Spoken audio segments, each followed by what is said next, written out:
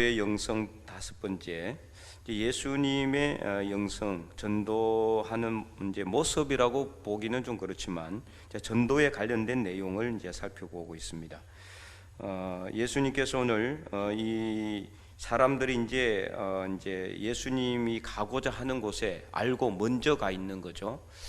당시 이제 사람들은 사실 예수님을 따랐던 것은 뭔가 진리를 알고 예수님을 믿기 위해서 간 건 아니에요. 떡을 주고 먹을 것을 주고 또 병을 고치고 귀신을 쫓아내니까 그 목적으로 가는 거죠. 어떻게 보면은 지극히 인간적인 욕심입니다. 그죠? 어떤 진리를 알고자 하는 그런 어떤 순수한 마음이나 예수님을 믿고 어떤 영생을 얻고자 하는 그런 영적인 어떤 그 마음으로 간 것이 아니라 자기들의 어떤 필요를 채우기 위해서 당장 병이 낫고 먹을 것이 나오고 그런 것들 때문에 예수님을 따르는 거죠. 그래서 30절, 31절까지 보면은 사실은 예수님께서 이 처음에는 그냥 쉬러 가신 것 같아요. 한적한 곳으로 가서 잠깐 쉬어라 이렇게 말씀하시잖아요. 어쨌든 이 지금 제자들과 함께 예수님은 계속해서 전도 사역, 또 치유 사역, 또 가르치는 사역 이것을 계속했단 말이에요. 그러니까 얼마나 피곤하고 지치겠어요. 그래서 30절에도 사도들이 예수께 모여 자기들이 행한 것과 가르친 것을 낱낱이 고하니 그 전에 예수님께서 어떻게 하셨다고 그랬어요? 12제자를 지난주에 둘씩 보내서 뭘 보냈습니까? 전도 여행을 보냈잖아요. 그 제자들이 이제 돌아와서 자기들이 행한 것과 또 일어난 일들을 예수님에게 낱낱이 고하니, 그러니까 다 이제 신이 나가지고 보고하고 있는 거죠. 지금 제자들은 어떤 상태입니까? 지금 현재 전도 여행을 다녀온 상태예요. 말이 전도 여행이지 여행이 아니잖아요. 얼마나 이 제자들이 그러면은 아무리 귀신도 쫓아내고 이렇게 기름을 발라서 병자들을 고쳤다고 하지만은 그렇게 하는 과정에서 엄청난 힘이 들어가는 것은 당연한 거거든요. 이제 영적인 힘이 소진되는 거는요 엄청 힘들어요. 육체적인 이게 이제 적으로 힘든 거는 조금 쉬면 낫지만은 영적으로 이 소진이 되면은요 완전히 다운이 되거든요. 그래서 번아웃이라 그러죠. 영어로 완전히 소진되는 거예요. 아무것도 못 하는 거예요. 육신의 힘이 없어서 못 하는 것이 아니라 정신적으로 완전히 소진되는 거죠. 힘이. 어쨌든 지금 제자들은 이 예수님께서 둘씩 보내서 전도를 하고 이제 돌아온 상태, 이 상태이기 때문에 예수님도 이 제자들이 피곤한 거 당연히 알죠. 그러니까 한적한 곳으로 가서 쉬어라. 그래서 31절에 쉬기 위해서 갔어요. 쉬기 위해서. 그래서 이 얼마나 좀 당시에 힘들었느냐. 오고 가는 사람이 많아서 음식 먹을 겨를도 없었다는 거예요. 그러니까 이제 너무 바쁘고 또 지치고 고단하고 피곤한 상태에서 32절에 이에 배를 타고 한적한 곳으로 가는데 33절에 그들은 누구냐? 이 무리들이에요. 사람들이 가는 것을 보고 많은 사람들이 그들인 줄 알고 모든 골로부터 도보로 그곳에 달려와서 그들보다 먼저 제자들이 가려고 하는 곳에 먼저 가서 기다리고 있는 거예요. 이 제자들이 쉴 수가 있어요? 쉴 수가 없는 상황이죠. 그런 상황 가운데서 34절 예수님께서 뭐라고 말씀하십니까? 34절 말씀 우리 한 번 더 큰 목소리 읽어볼까요? 예수께서 나오사 큰 무리를 보시고 그 목자 없는 양 같음으로 인하여 불쌍히 여기사 이에 여러 가지로 가르치시더라. 아멘. 뭘 가르쳤겠어요? 천국 복음을 가르친 거죠. 전도하는 것과 똑같은 것이라고 보시면 되겠습니다.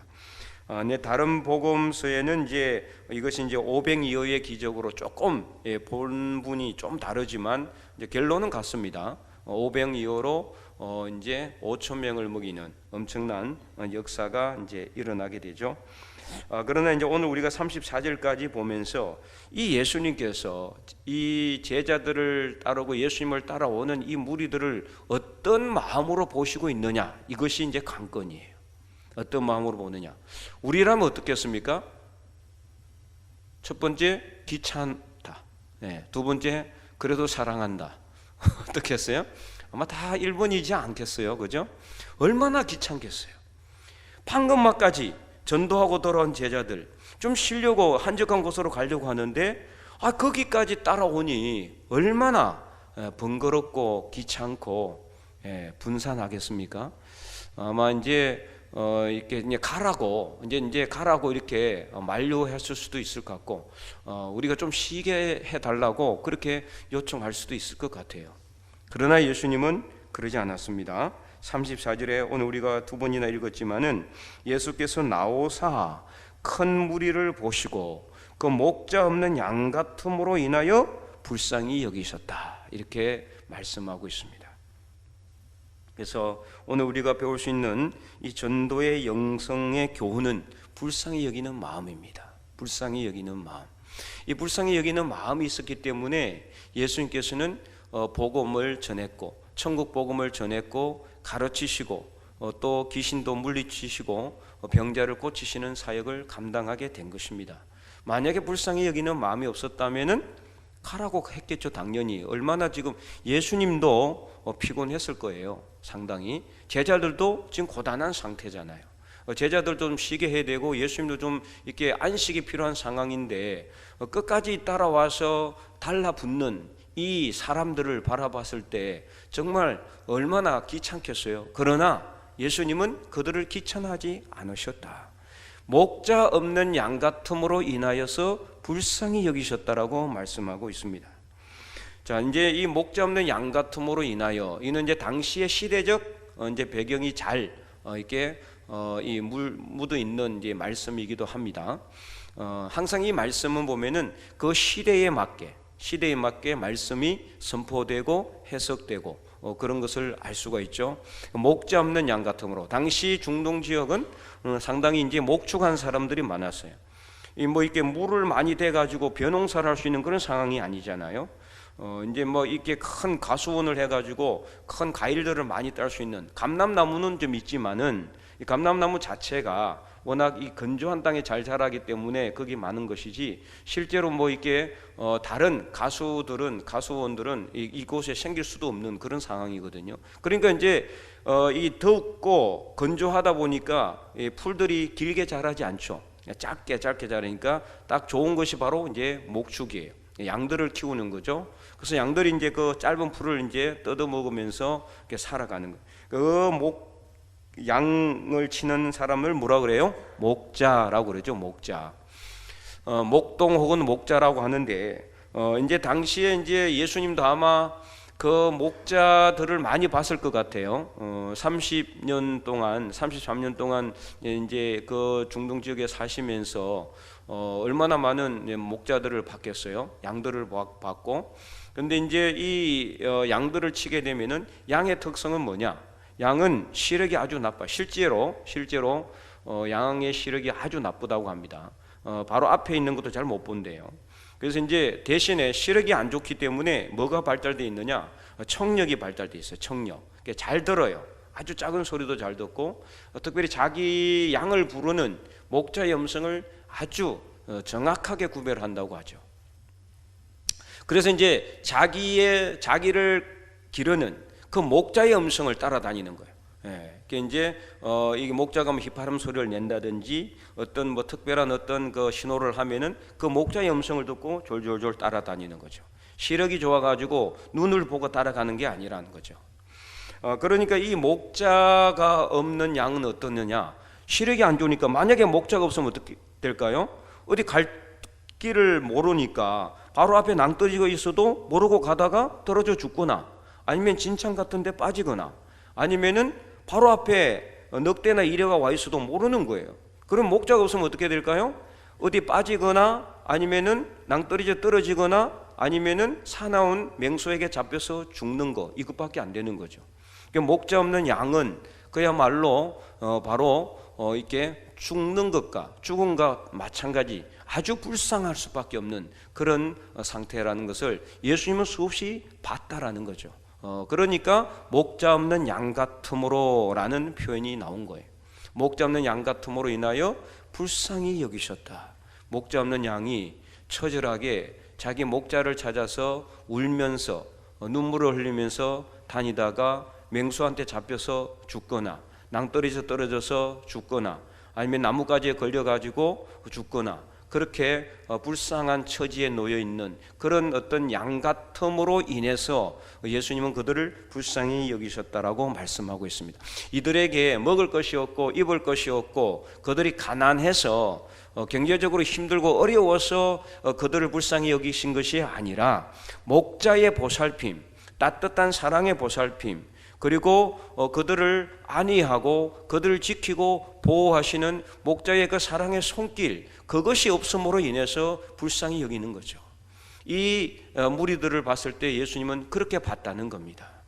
아무리 그들이 지금 예수님을 따라다닌다고 하지만은 그들이 먹을 것이 전혀 없어 굶어 죽을 판이기 때문에 예수님을 따르는 것은 아닐 수도 있거든요. 그래서 이들 중에는 잘 사는 사람도 있었을지 몰라요. 근데 이들이 진짜 불쌍한 것은 아무도 이들을 이렇게 사랑으로 이렇게 안아주거나 사랑으로 위로하거나 그들을 진리의 길로 올바르게 인도한 사람은 아무도 없고, 결국에는 이 사람들이 갈 길은 어디냐? 죽음의 길이라는 거죠. 생명이 아니라 사망의 길로 가고 있는 이 사람들을 보고 예수님은 불쌍히 여기셨다라고 말씀하고 있어요. 그래서 이 불쌍히 여긴다는 이 내용이 성경에 보면은 여기저기 많이 기록이 되어 있는데, 마태복음에도 보면은 이런 내용이 기록되어 있죠. 마태복음 9장 35절 보면은 이제 이렇게 되어 있습니다. 마태복음 9장 35절 이후에 보면은 구약 신약 성경 14면에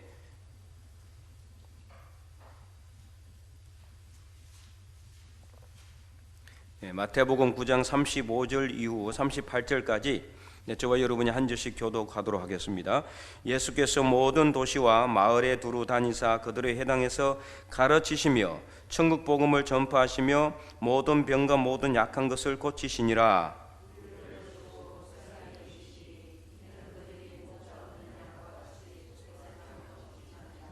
이에 제자들에게 이르시되 추수할 것은 많되 일꾼이 적으니 그러므로 추수하는 주인에게 청하여 추수할 일꾼을 보내주소서 하라 하시니라. 아멘. 네, 거의 똑같은 내용이라고 볼 수 있죠. 예수님께서 여러 도시와 마을을 두루 다니시며 3대 사역을 했다 그랬잖아요. 처음에는 가르치시는 사역, 그 다음에 천국 복음을 전파하시는 사역, 모든 병과 모든 약한 것을 고치시는 사역, 이런 사역을 감당하셨는데, 이 사역을 감당하시면서 그냥 하신 것이 아니라 어떻게 하셨다 그랬어요? 36절에 무리를 보시고 불쌍히 여기셨다 그랬어요. 불쌍히. 그래서 불쌍히 여기시니 이는 그들이 목자 없는 양같이 고생하며 기진함이라. 기진하다 하는 것은 힘이 다 빠져서 막 쓰러져 죽을 것 같은 그런 상황 같은 그런 힘이, 실제로 육체적인 힘이 없는 것이 아니라 영적인 힘이 없고 정신적인 어떤 그런 힘이 없는 것을 말하는 거죠. 그래서 제자들에게 뭐라고 이렇게 기도하라 그랬어요? 추수할 것은 많되 일꾼이 적으니 그러므로 추수하는 주인에게 청하여, 추수하는 주인은 누굽니까? 하나님에게 청하여 추수할 일꾼을 보내주소서. 그러니까 이 추수할 일꾼이 어떤 사람입니까? 오늘날로 복음 전하는 사람들이에요. 신천지가 이 추수꾼이라는 걸 자꾸 사용하다 보니까 이 본문을 요즘은 일반 교회에서 잘 설교도 잘 안 하고 그러는데, 추수꾼, 원래 추수하는 일꾼을 추수꾼이라 그래요, 사실은. 근데 신천지에서는 이제 다른 기성교회에 그 신천지 이제 신자를 집어넣어 가지고 그 기성 교인을 갖다가 데리고 오는 사람, 이렇게 빼오는 사람을 추수꾼이라고 그렇게 이야기를 하거든요. 아주 부정적인 의미입니다. 신천지 때문에 성경 말씀도 이렇게 지금 막 이런 식으로 재단이 되고 있는 그런 상황인데, 참 우리가 이단을 정말 조심해야 되고요. 어쨌든 이 추수할 일꾼, 바로 추수할 일꾼을 보내달라. 그러니까 전도해야 될 사람은 많다 적다? 많아요.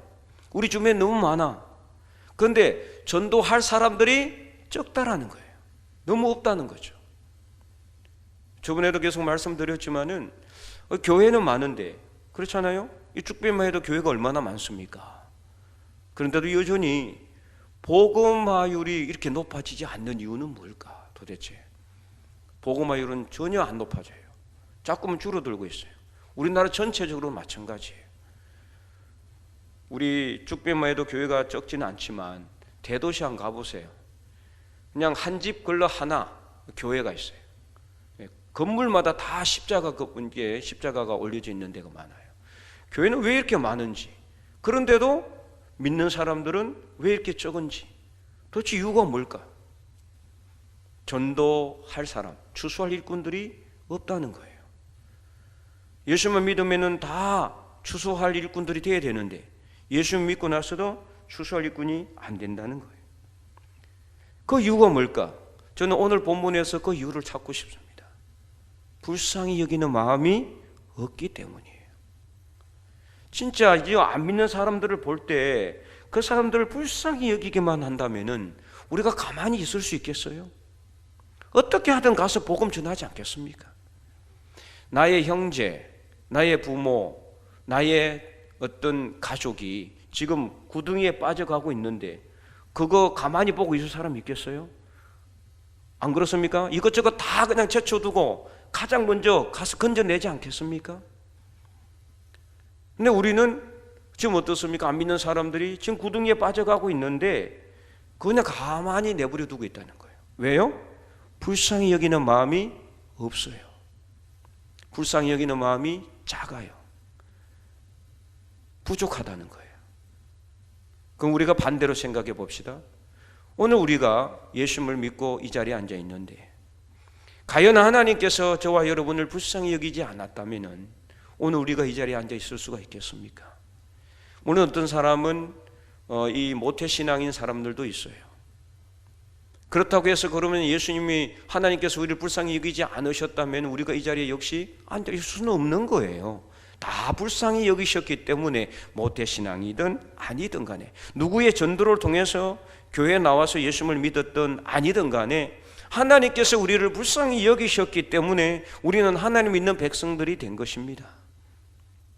우리에게 무슨 공로가 있어서 하나님이 우리를 구원해 주신 게 아니거든요. 이건 우리가 다 알고 있잖아요. 하나님의 은혜로 우리가 구원받은 것은 하나님의 은혜로 된 것이라고 성경은 끊임없이 이야기하고 있잖아요. 하나님의 은혜, 이 은혜는 하나님께서 우리에게 주는 값없는 선물을 의미해요. 우리가 무슨 공로가 있어서 구원받을 만한 자격이 있어서 구원받을 만한 선한 행위를 했기 때문에 구원받은 것이 아니라 하나님이 세상을 이처럼 사랑하사 거기에는 뭐가 있느냐? 바로 불쌍히 여기는 마음, 긍휼히 여기는 마음이 있다는 거예요. 그래서 호세아 선지자를 통해서 하나님께서 이스라엘 백성들을 사랑하는데 내가 너를 어찌 아드마같이 놓고 서보임같이 두겠느냐라고 말하고 있죠. 너를 향한 나의 마음이 불붙듯하다 그랬어요. 나의 긍휼이, 하나님의 긍휼이 불붙듯하다. 긍휼한 마음, 불쌍히 여기는 마음이 불붙듯하기 때문에 하나님은 그들을 끝까지 놓지 못했고, 비록 그들이 나중에 멸망을 당했지만 그러나 하나님은 어떻게 하든 그들을 구원하시기 위해서 끝까지 그들을 찾고 있었어요. 오늘 우리도 마찬가지예요. 하나님 우리를 불쌍히 여기시지 않았다면 어떻게 오늘 우리가 이 자리에 앉아 있을 수가 있겠어요? 불쌍히 여기는 그 하나님의 마음, 그것이 바로 사랑으로 이어지게 된 겁니다. 하나님의 사랑은 우리를 불쌍히 여기는 마음으로부터 시작된 것이라고 볼 수가 있는 것이죠. 그래서 불쌍히 여기는 마음은 늘 사랑과 함께 가는 겁니다. 사랑도 없이 불쌍히 여기는 것은 뭐예요? 동정이에요. 동정. 값싼 동정이에요. 이 값싼 동정은 오히려 상대방에게 모욕감을 주고 멸시함을 주는 겁니다. 그렇잖아요? 그러나 사랑이 들어간 불쌍히 여기는 마음, 긍휼히 여기는 마음은 상대방을 감동시키는 거예요. 오늘 우리가 하나님의 사랑에 감동했기 때문에 그 강력한 마음으로 오늘 이 자리에 앉아 있는 건 아니겠습니까? 그래서 이 불쌍히 여기는 마음이 너무 우리에게는 없어요. 사랑하는 성도 여러분, 오늘 이 예수님께서 참으로 이 귀찮게 따라다니는 이 큰 무리들을 보고 그들이 목자 없는 양같이 줄이고 기진하고 그런 것을 보면서 그들을 불쌍히 여겨서 그들에게 말씀을 주시고 그들을 가르치시고 그들에게 천국 복음을 전파하신 것처럼 오늘 우리도 전도하기 전에 우리는 내가 전도해야 될 그 사람을 먼저 불쌍히 여기는 마음으로 기도할 수 있기를 바랍니다. 이게 가장 중요해요. 그들을 불쌍히 여기는 마음이 없다면은 그냥 우리는 의무적으로 전도하는 것밖에 안 되는 거예요. 그렇잖아요. 자꾸 목사님이 전도하라 그러니까 우리 교회 표가 오늘 전도니까 어쩔 수 없이 의무적으로 전도하는, 그러면요 나도 힘들고 피곤해요. 본인들도 여러분 힘든 거예요. 그러다가 막 거부를 당하거나 거절을 당하면 마음의 상처가 되고 힘들어서 그냥 더 이상 못하는 거죠. 그러나 불쌍히 여기는 마음이 있으면은 그 사람에게 거절을 당해도 그 불쌍히 여기는 마음이 있기 때문에 그를 위해서 또 기도할 수 있는 겁니다. 사랑의 마음이 있기 때문에. 그래서 예수님께서는 이 불쌍히 여기는 마음으로 그들에게 다가가서 말씀을 주시고 복음을 전파하고 계신다. 질병 이후의 기적에서도 이 불쌍히 여기는 마음이 나와 있죠. 한 장 더 넘겨서 오늘 본문 8장 1절과 2절을 보면 이렇게 나와 있습니다. 66면에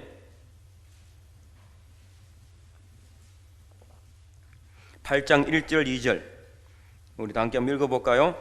그 무렵에 또 큰 무리가 있어 먹을 것이 없는지라 예수께서 제자들을 불러 이르시되 내가 무리를 불쌍히 여기노라. 그들이 나와 함께 선지 이미 사흘이 지났으나 먹을 것이 없도다. 아멘. 예수님은 늘 이들을 바라보면서 불쌍히 여기는 마음을 가지셨어요. 그 불쌍히 여기는 마음으로, 긍휼히 여기는 마음으로 그들에게 말씀을 전하고 복음을 전하는 그 예수님의 그 전도의 영성을 오늘 우리가 본받고 배워서 오늘 우리가 이 시간에 기도할 때 여러분들이 마음으로 품고 전도하고자 하는 그 사람을 불쌍히 여길 수 있기를 간절히 바랍니다. 목자 없는 양같이 자기들이 어떤 길로 가고 있는지 몰라요. 양이 목자가 없으면 자기가 어떤 길로 가고 있는지 모르다가 낭떠러지에 떨어지고 절벽에 떨어지고 벽에 부딪히고 깨지고 상처가 나고 사나운 이에게 잡혀먹는, 그래서 결국에는 사탄과 이단의 밥이 되는 이 믿지 않는 사람들을 바라볼 때 불쌍히 여기는 마음이 우리에게 조금이라도 생겨야 돼요.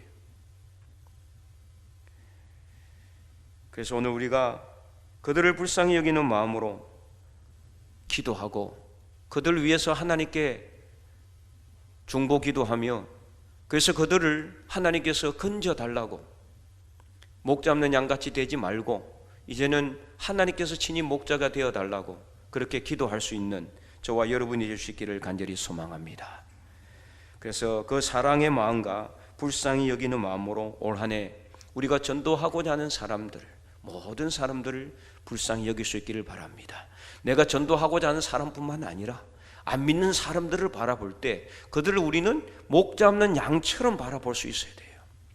그래서 얼마나 있으면 저들이 나쁜 길로 갈 수밖에 없고 죽음의 길을 갈 수밖에 없고 멸망의 길을 갈 수밖에 없다는 것을 본다면은 우린 그들을 불쌍히 여기는 마음으로 그들에게 다가가야 돼요. 사랑의 마음으로 우리가 1초를 기도하더라도 그들을 바라보면서 하나님 저들을 불쌍히 여겨 주시옵소서, 긍휼히 여겨 주시옵소서, 하나님이 저를 불쌍히 여긴 것처럼 저들도 불쌍히 여겨 주셔서 때가 되면은 하나님의 울타리 안으로 들어올 수 있도록, 그래서 하나님의 날개 아래 보호받을 수 있도록 하나님의 생명싸개 안으로 들어올 수 있도록 하나님 도와주시옵소서. 그렇게 기도하고 그 기도의 제목에 응답받는 올 한 해 저와 여러분이 될 수 있기를 간절히 축원드립니다. 그래서 오늘 올 한 해 여러분 이거 정말 중요해요. 우리가 많이 전도해가지고 우리 교회가 숫자가 많아지고 부흥되는 거 당연히 중요합니다. 필요합니다. 그러나 그것 전에 우리는 정말 내가 왜 전도해야 되는가, 전도해야 되는 이유에 대해서 여러분들이 깊이 생각하셔야 돼요. 오늘 본문을 통해서 하나님이 나를 불쌍히 여기셨기 때문에 나도 저들을 불쌍히 여기는 마음으로 그들에게 다가간다면은 그들이 설상 당장 올 한해 지금 당장은 우리 교회로 들어오지 않는다 할지라도 혹시라도 그들이 다른 지역에 가서 그 교회를 간다 할지라도 하나님의 나라는 확장되는 것이니까 여러분 그것이 목적이 되어야 됩니다. 우리 교회만 부흥되고 우리 교회만 성장하고 다른 교회는 뭐 죽든 말든 상관없고 그러면 안 되는 거예요. 우리 다 함께 우리가 이런 긍휼히 여기고 불쌍히 여기는 마음으로 우리 주변에 안 믿는 모든 사람들을 위해서 간절하게 기도하여 올 한 해 그 기도에 응답받는 저와 여러분이 될 수 있기를 주님의 이름으로 간절히 축원드립니다. 자, 오늘 말씀